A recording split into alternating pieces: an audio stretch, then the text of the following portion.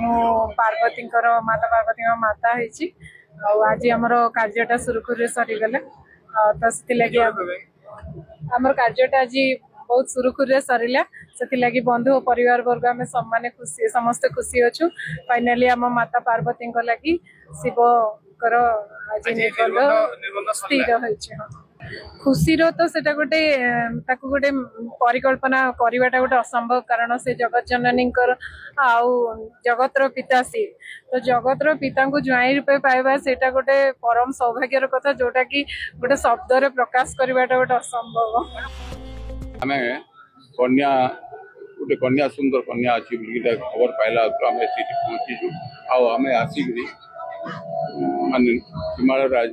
कन्या शिव को प्रदान करवार लगे आम अनुरोध से भगाधिराज हिमालय एवं धर्मपत्नी मेना से प्रश्न पचारे कि चरित्र केमिति से केमिति रहन सहन केमिति से कौ माने कौ ये आसी